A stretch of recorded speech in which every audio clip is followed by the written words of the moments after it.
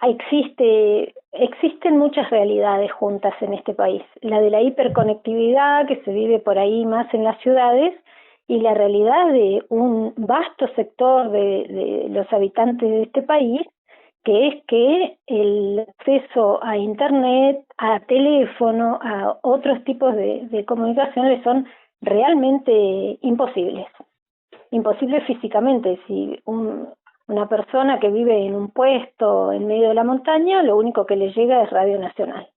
Esa es la importancia de Radio Nacional, porque Radio Nacional puede llegar con lo que le pasa a la gente de su país, a gente que está muy aislada y gente que necesita poder conectarse con la realidad del país, porque después esa misma gente va a ir a votar, por ejemplo.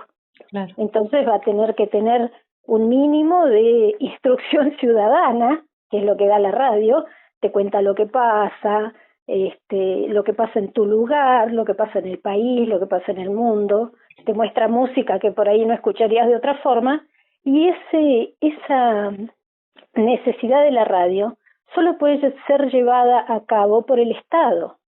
Nadie más puede suplir esa comunicación que ejerce Radio Nacional, porque esto no es para recaudar plata, es para conectar gente.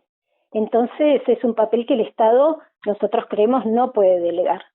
¿Cómo es el entramado federal, no? ¿Cómo es la conexión entre los distintos profesionales, personal en general que forman parte de cada una de las emisoras del país para pensar también esa programación y esa conexión de los y las habitantes a lo largo y ancho del territorio?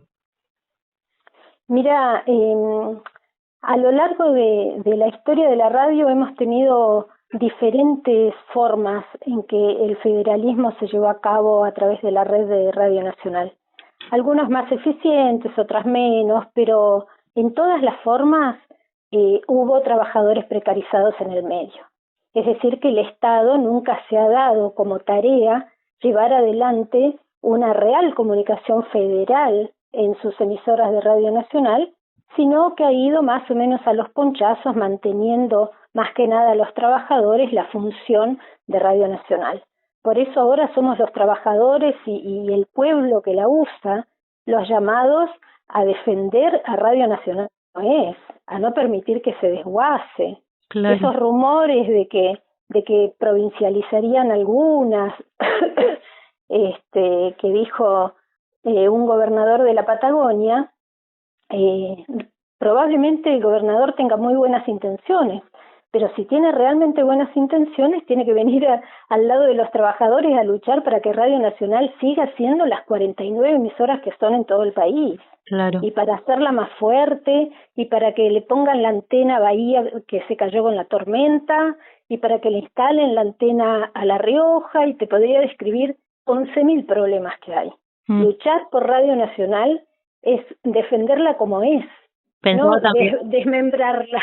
Claro, pensaba también en ese alcance, en esa unicidad del federalismo en la radio pública, también por el contacto con Antártida, donde de hecho estuvo Alejandro Gabriel, un trabajador de Radio El Bolsón, en el verano, en una campaña que no tienen, ¿no? También es un igual en otra emisora y un potencial como tal.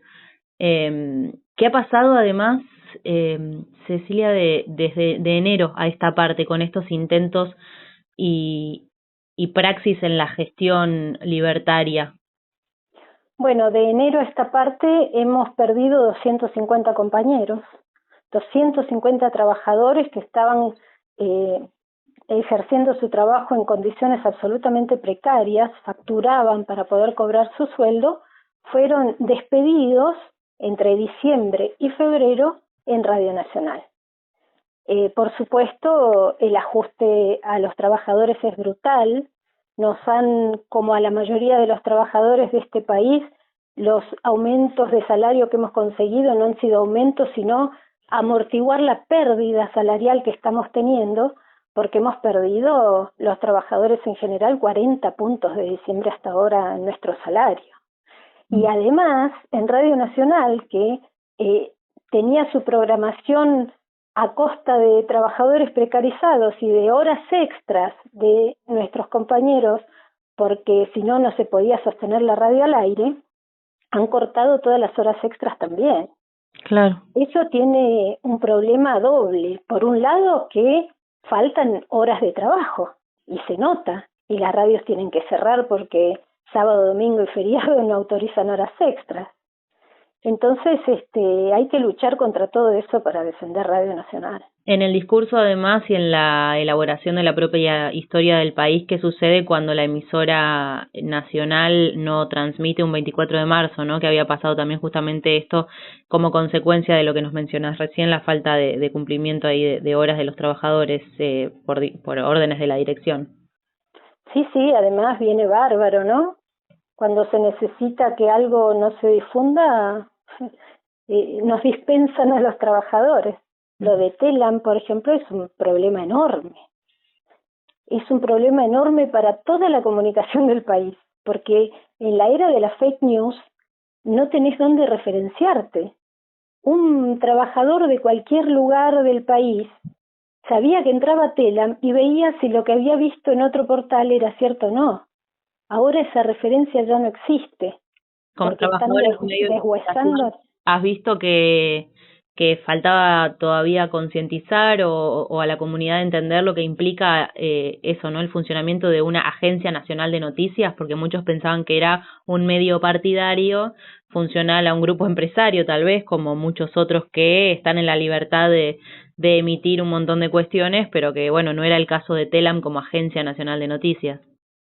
No, la importancia de la Agencia Nacional de Noticias no se hace visible hasta que pasan estas cosas.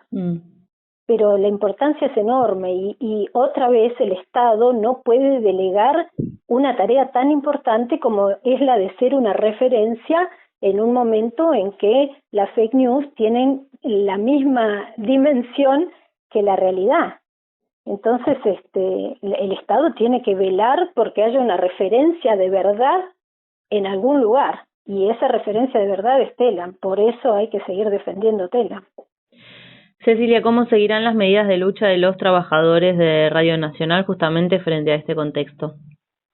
Bueno, nosotros por supuesto vamos a adherir con este programa al paro nacional, con este programa de defensa de Radio Nacional, que siga siendo la radio federal para todo el país, que transmita con programación propia, por el salario de los trabajadores, porque esto se hace con trabajadores o no se hace, exigiendo, bueno, que se reinstalen esos 250 compañeros que fueron despedidos y otros 3 despedidos que tuvimos con ya Chager como interventor, que son 3 compañeros de Hachal despedidos sin ninguna causa, uno de ellos con 17 años de antigüedad.